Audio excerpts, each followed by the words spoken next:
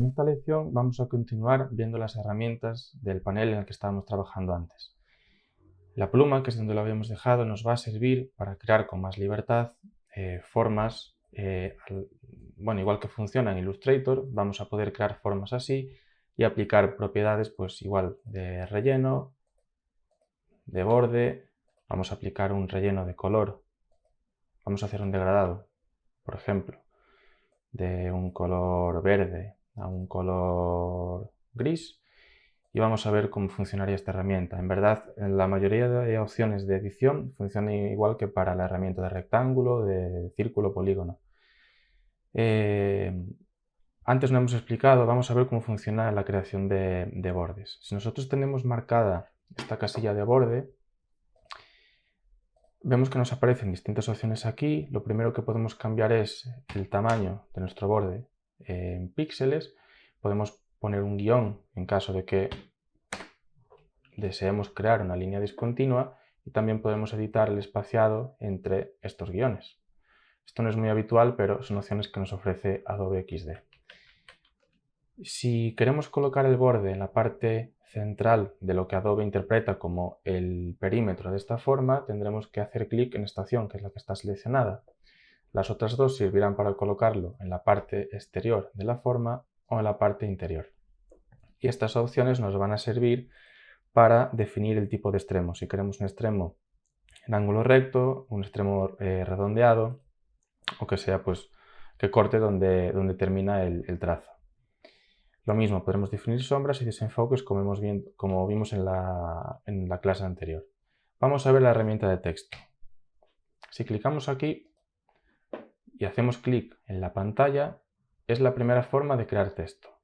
Hemos hecho clic, no hemos delimitado un área, es decir, nosotros podemos escribir ahora texto de prueba y esto funciona como un texto que podemos modificar libremente su tamaño y cambiar todas sus propiedades aquí. La otra forma de crear texto es, volviendo a esta herramienta, vamos a hacer clic y mantener en la pantalla para delimitar el área de nuestro texto. Es decir, así vamos a controlar el espacio que ocupa nuestro párrafo. Vamos a soltar y si ahora creamos texto dentro de este espacio, va a estar delimitado al área que nosotros hemos definido previamente. Las opciones de edición del texto, muchas de ellas coinciden con las que hemos visto antes. Lo que tenemos es la herramienta para editar la tipografía. Vamos a cambiarlo, por ejemplo, a una tipografía San Francisco de interfaz. Y aquí podremos pues, modificar el tamaño de la fuente, cambiar el tipo de tipografía, no solo la fuente, sino si la queremos en cursiva, en negrita, y todas las opciones que nos ofrezca la propia fuente que hemos aplicado. Y aquí podremos aplicar textos de distintos estilos de texto. Podremos cambiar todo el texto a mayúsculas, todo a minúsculas. Podemos crear un estilo que nos coloque la primera letra automáticamente como mayúscula, el resto no. Y con estas opciones pues podremos, por ejemplo, crear un superíndice o un subíndice. Si escribimos H2O, por ejemplo, y queremos que este 2 nos aparezca como un subíndice de este texto, nos vamos a esta opción y ya nos lo convierte con ese formato de texto. Las otras opciones nos van a servir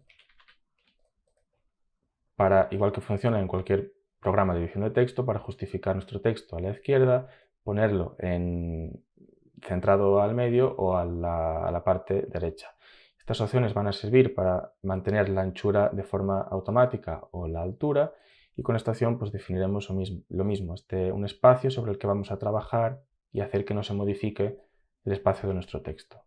Si nos aparece un punto rojo dentro de nuestra área de trabajo, sabemos que hay texto que hemos escrito y no está visible. Por lo tanto, debemos tener cuidado y siempre vigilar que no quede texto oculto que nos interese mostrar. El resto de funciones, como de opacidad, relleno y borde, funcionan igual que para el resto de herramientas. La única consideración es que no debemos aplicar en general un borde a un texto, ya que dificulta bastante la legibilidad, es algo que estemos trabajando con títulos de cabecera o grupos de texto en los que haya muy pocas palabras. De normal dejaremos esta opción desmarcada y trabajaremos solo dando un color u otro al texto con la opción de relleno. Por último, nos quedaría explicar de este panel las últimas dos herramientas. Como vimos al principio, esta herramienta nos va a servir para crear una mesa de trabajo.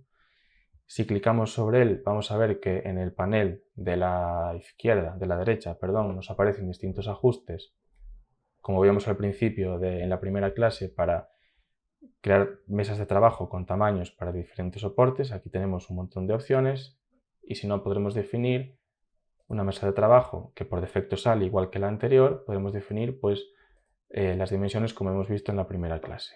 La última herramienta sería el icono de la lupa, que nos permite hacer zoom. Podemos hacer clic en una u otra zona y nos va acercando el espacio de trabajo hacia la zona donde hacemos clic, o bien podemos delimitar un espacio y nos hará zoom a esa zona en concreto. Si hacemos control y deslizamos la rueda del ratón, vamos a controlar el zoom de la misma forma, y clicando con la rueda del ratón en nuestro canvas nos va a permitir movernos por todo nuestro espacio de trabajo.